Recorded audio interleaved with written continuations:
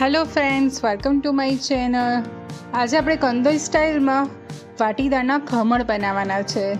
બહાર જેવા સોફ્ટ અને ખાવામાં ડચુરા ના વળે એવા ખમણની રેસીપી હું તમારા સાથે આજે શેર કરવાની છું. તો આ વિડીયો તમને ગમે તો લાઈક કરજો, શેર કરજો, ચેનલ સબસ્ક્રાઈબ કરજો. Happy cooking, enjoy cooking. તો ચલો આપણે રેસીપીની શરૂઆત કરીએ. એના માટે ફ્રેન્ડ્સ આપણે એક વાટકી દાળ લેવાની છે ચણાની, અને એ દાળને 3 વખત વોશ કરી લેવાની છે. મેં ઘરમાં જે આ રીતની વાડકી હતી એનું જ માપ લીધેલું છે. મેં 3 વખત વોશ કરી એને 6 કલાક માટે પલાળી દીધેલી છે. હવે પલળી છે કે દાળ એ ચેક કરવા માટે આપણે આ રીતે જો દાળને તોડીને જોઈએ તો ઇઝી તૂટી જાય. તો ફ્રેન્ડ્સ આપણી દાળ પરફેક્ટ રીતે પલળેલી છે. એટલે એ દાળને આપણે આ રીતે સ્ટ્રેનરમાં લઈ અને એનું એક્સ્ટ્રા પાણી કાઢી લેવાનું છે.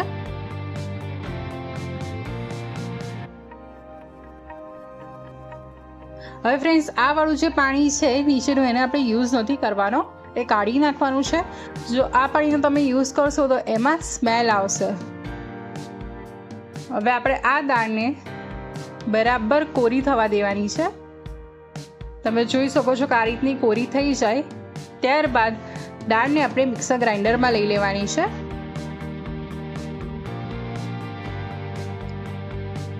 હવે આપણે ફ્રેન્ડ્સ એમાં સ્વાદ પ્રમાણે મીઠું, 2 મોટી ચમચી ખાંડ, અડધી ચમચી લીંબુના ફૂલ, 2 મરચાં લીલા, નાનો ટુકડો આદુનો, કલર માટે પિંચ હળદર, 3 ચમચી દહીં.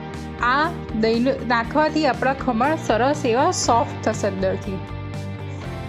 હવે બધી વસ્તુને આ રીતની પેસ્ટ રેડી કરી લેવાની છે. ગ્રાઇન્ડ કરીને આપણે એકદમ સ્મૂથ પેસ્ટ નથી બનાવવાની, આ રીતની કરકરી રહે એવી બનાવવાની છે.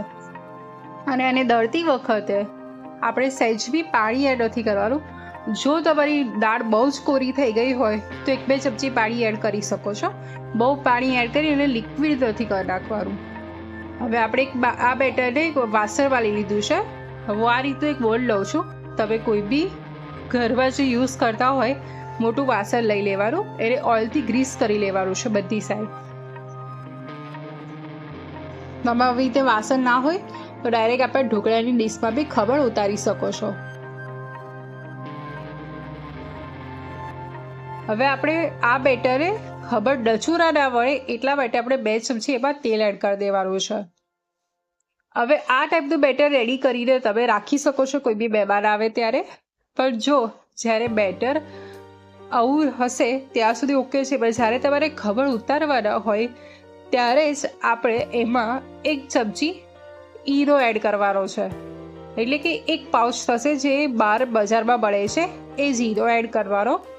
એમાં 2 ચમચી પાણી એડ કરી અને ઈનોને એક્ટિવ કરી લેવાનો. ત્યારબાદ બરાબર એને ફીણવાનું છે ખીરુંને. એટલે એની આ રીતના બબલ્સ આવવાના સ્ટાર્ટ થઈ જશે. આ પ્રોસેસ 2 થી 3 મિનિટમાં પતી જાય. ત્યારબાદ એને રેસ્ટ નથી આપવાનો. જો તમે એને તરત ખમણ નહીં ઉતારો તો એ ફૂલશે નહીં. એટલે આ ટાઈપનું થોડું લાઇટ બેટર થાય એટલે તરત જ એને આપણે મોલ્ડમાં લઈ લેવાનું છે.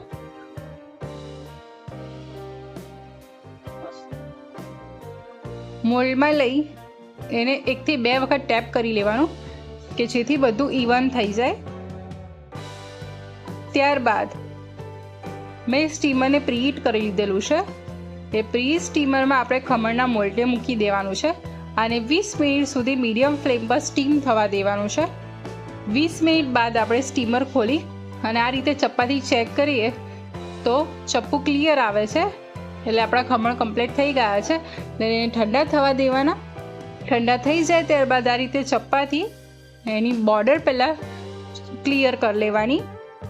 બોર્ડર ક્લિયર થઈ જાય ત્યારબાદ આ રીતે એને પ્લેટમાં ઊંધું કરી દેવાનું.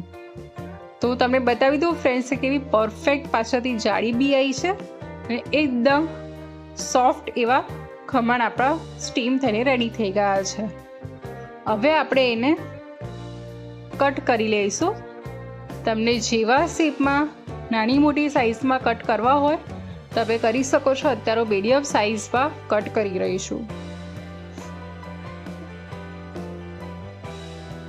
આટલી એક વાડકી દાળમાં તમે 5 માણસ ખાઈ શકે એટલા ખમણ બનીને રેડી થઈ શકે છે.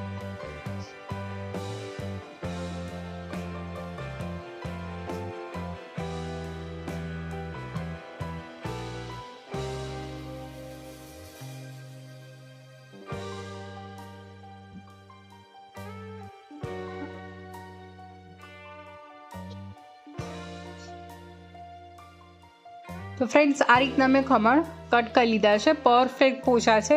હું આ ખમણને તોડીને બી બતાવી દઉં કે અંદરથી બી એટલા કમ્પ્લીટ જાળીવાળા અને સોફ્ટ એવા ખમણ રેડી થયા છે. હવે ખમણનો વઘાર કરવા માટે આપણે એક પેનમાં મોટી 6 ચમચી જેટલું તેલ લઈશું. તેલ સરસ ગરમ થઈ જાય એટલે 1 ચમચી રાઈ એડ કરશું. રાઈ આમાં આગળ પડતી રાખવાની છે. રાઈને સરસ તતડવા દઈશું. રાઈ સરસ તતડી જાય ત્યારબાદ આપણે એમાં હિંગ એડ કરીશું. ત્યારબાદ લીલા મરચાં આ રીતે સમારેલા, 7 થી 8 લીમડાના પાન, 1 ચમચી ખાંડ, અડધી ચમચી લીંબુના ફૂલ, અડધો કપ જેટલું પાણી એડ કરીશું. તમે પાણી સ્કીપ કરી શકો છો અને એકલા તેલનો વઘાર બી કરી શકો છો. હવે આ બધી વસ્તુને બરાબર મિક્સ કરી અને એનો એક ઉભરો આવવા દઈશું. આ રીતનો એક ઉભરો આવી જાય ત્યારબાદ આપણે જે કટ કરેલા ખમણ હતા એ એડ કરી દઈશું અને ખમણ અને વઘાર બધું સરસ મિક્સ કરી લઈશું. તમારે આ પ્રોસેસ ના કરવી હોય તો તમે વઘાર કરીને ખમણ જે કટ કરેલા હોય એના પર પોર કરી દેવાની રહેશે. તો તમારા ખમણ તૂટશે બી નહીં અને પરફેક્ટ રહેશે. ફ્રેન્ડ્સ, આપણા ખમણ સરસ વઘારથીને રેડી થઈ ગયા છે. તો એના ઉપર લીલા સમાયેલા ધાણા એડ કરી લઈએ અને એને બી સરસ મિક્સ કરી લઈએ.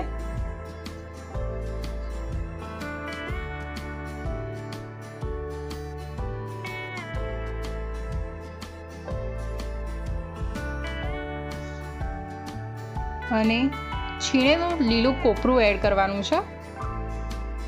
તો ફ્રેન્ડ્સ, આપણા કંદોઈ સ્ટાઇલમાં પાટીદારના ખમણ રેડી થઈ ગયા છે. તો આ ખમણ તમારા ઘરે બનાવો, ગેસ્ટ આવે ત્યારે બનાવો. કેવા બન્યા એ મને કોમેન્ટમાં ચોક્કસથી જણાવજો. આવી બીજી કઈ રેસીપી છે જે તમને જોવી ગમશે એ બી મને કોમેન્ટમાં જણાવજો. આવી બીજી ટેસ્ટી અને યુનિક રેસીપી સાથે ફરી મળીશ. આવજો. જય શ્રી કૃષ્ણ.